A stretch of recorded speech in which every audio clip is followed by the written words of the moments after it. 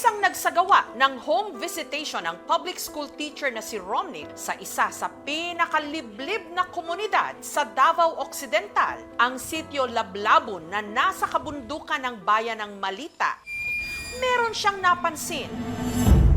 Dalawang parang mga bata na nakatira sa isang kubo.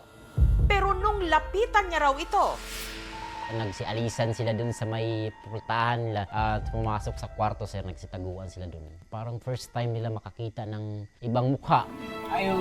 pero ang inakala niyang mga bata na hindi lalagpas ng 4 na talampakan ang taas, hindi na pala mga musmos at ang kanilang mga mukha parang sa matanda. First reaction talaga namin, nagulat. Mahiyain ang mga ito at parang takot sa tao dahil ang kanilang pamilya sadya raw silang itinago. Mga napulo ka tuig, di ba mga 15 ka tuig na ako sila gitago aron dili ko makakitag-away. Binilas ang anak gid daw ko sa inkanto. Ay bas nimo liwat sa imuhang akong anak. Dili pa sila matagbo ana batuon pa mi nila. Kani adto grabe kaayo pagdaog-daog sa akong mga anak. Para sila pakaagig og kanang pagka-enjoy nga parehas gud sa mga normal nga bata. Pait kaayo ang among pagbuhay sa ilaha, sir. Ano ang kanilang kondisyon at bakit parang pinaglaruan sila ng panahon? Bago marating ang sitio Lablabon, kinailangan munang sumakay ng habal-habal ng halos 2 oras.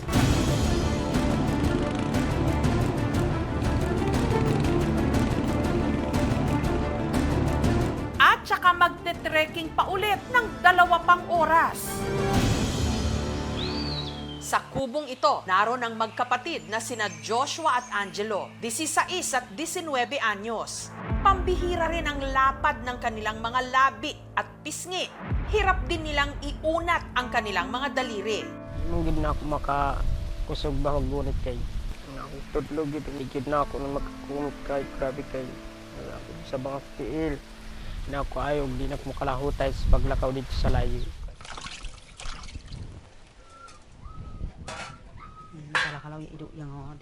Ayon sa kanilang inang si Merna, normal naman nung isinilang niya ang magkapatid. Wa ko gilihian. Sa pagbuntis na ako, nahangtod pagpanganak. Pero nung lumaki na raw ang panganay niyang si Angelo, may napansin siyang kakaiba. Ang iyang kuan no, sang lawas, mubo kaayo iyang kamot. Murag, ang ilang mga naong sir nga nang kuan, murag tigaw lang, pero ang ilang classmate, kababata niya, bata pa kaayo apan sila lahi nagyod.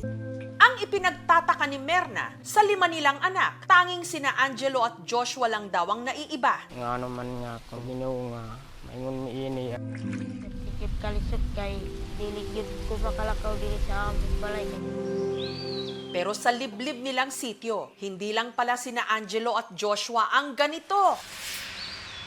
Kalahating oras ang layo mula sa kanilang bahay,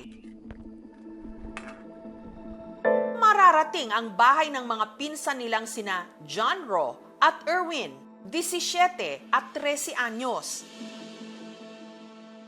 Si John Ro, hindi pala salita. O sinan ko kon. Wala ka to bang may nani? Na. Sumpungin naman daw si Erwin. Parehas silang kini sa na pamangkin ni ang akong mga anak. Nag-uul ko nga na naliwat sila sa akong pag-umangkon. Dahil sa kanilang kalagayan, tanging si Angelo lang daw ang nakaranas na pumasok sa eskwelahan. Pero 6 na buwan lang, napilitan din siyang huminto ng pag-aaral. Ganap kaya ang pagbuli sa ko sa ingon nila nga na daw tay classmate nga bati kay gnawon niya. Binilas amo ang anak gid daw kuno sa inkanto. Kuha base muliwat sa kuang imong anak. Di pa sila matagbo ana batuon pa nila. Grabe kasagit nga ako pa daw ng anak tapos ko silon kung parehap lang sa marantad mas sakit pag yun ang ilang ingon sa ako kay. Dahil sa naging karanasan ni Angelo, sina Merna at Marina nagdesisyong itago na lang ang kanilang mga anak sa bundok, malayo sa mga pwedeng manakit sa kanila. Dili naman silang kini makagawas na alaman sila kini sa balay. Kanya magdula sila mga igsuon na bas unsaon siya sa mga tao. Pinuangan sila Pakaagigog kanang pagka-enjoy nga parehas gud sa mga normal nga bata. Pait kaayo ang among pagbuhay sa ilaha, sir. Dahil dito ang magpipinsan lumaki na ilang sa mga tao. Nahadlok ko sa ila, yun na ako gusto nga makitaan ko nilang hilang ko sa among balay, di na kumugawas kay. Ngunit ang mga magpipinsan na minsang itinago. Uwi taon ulan di kasakay. Taong 2021, aksidenteng nakita ni Teacher Romnick habang nagsasagawa siya ng home visitation sa kanyang mga estudyante sa bundok. Ulanan gid gaw, no? Wala ka basta makaapil. First, reaction talaga namin, nagulat. Wala talaga kaming alam na mayroong ganong klaseng kondisyon ng mga bata. Dahil batid ni Teacher Romnick ang kahalagahan ng edukasyon, pilit niyang kinumbinsi sina Marita at Merna na ilabas sina Joshua at Angelo. Gayon din ang kanilang mga pinsan na sina Johnro at Erwin para mag-aral. Ang tingin ni letter V. Grade 2 na ngayon ang magpipinsan. Malaking adjustment ginawa ko, sir. Kasi sa 6 months ko na pagtuturo sa kanila, mas nakilala ko pa doon sila. Kung dati, mailap sila sa mga tao, ngayon, unti-unti na raw nilang natututunang makihalubilo. Salamat na sabi ni kay nakabalik namin sa among pag-eskwela tapos namin maulaw sa mga tao na sila mo buli sa amo.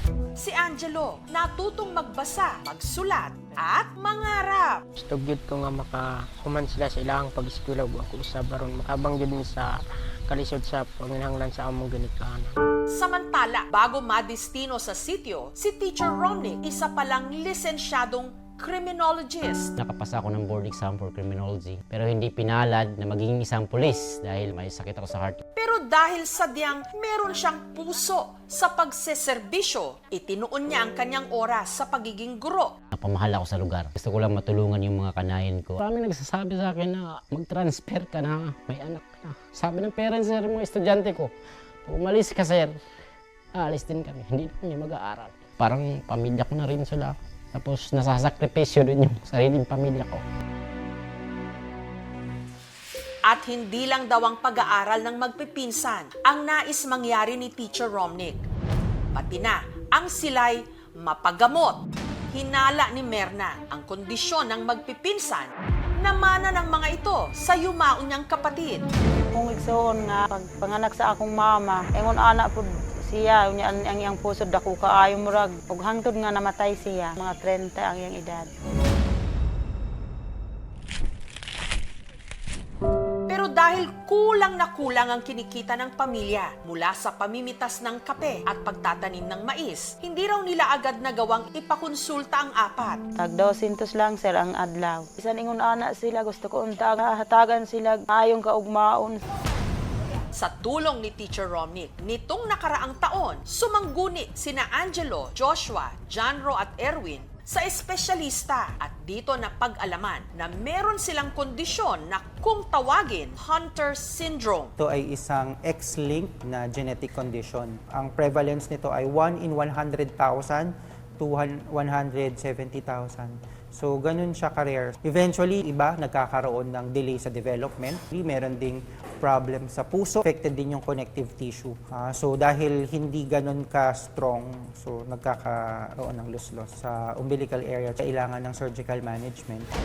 Yun nga lang, wala raw lunas ang sakit na ito. Yung management, enzyme replacement therapy. Possible na mapabagal niya yung manifestations. Pero kapag meron na ng manifestations, hindi siya nare-reverse. Medyo shortened yung lifespan, mga 20s to 30s. Nahadlaw ko nga, base parehas sila, sayang angkol nga, moabot og 30 ang ilang edad, mawala na sab sila sa kalibutan. Pangandoy ko na mataas pa kaya ang iyang kinabuhi na magubang pa kanastas. Samantala, sa linggong ito, sinamahan namin sa kanilang check-up ang magpipinsan. Most of them, meron silang pulmonary and cardiac problem. Kay Joshua, same sila na ni Angelo na may butas yung kanilang pusod. Si Erwin is same problem. Meron siyang umbilical hernia, may developmental delay. Kay Johnro, may lustos siya and then kailangan din ng surgical intervention. Pwede silang operahan dito, libre po tayo dito. At para kahit papaano mabawi ang mga panahong pinagkaitan sila ng pagkabata. Sa araw na ito, ibinaba ng aming team ang magpipinsan sa bundok para mamasyal.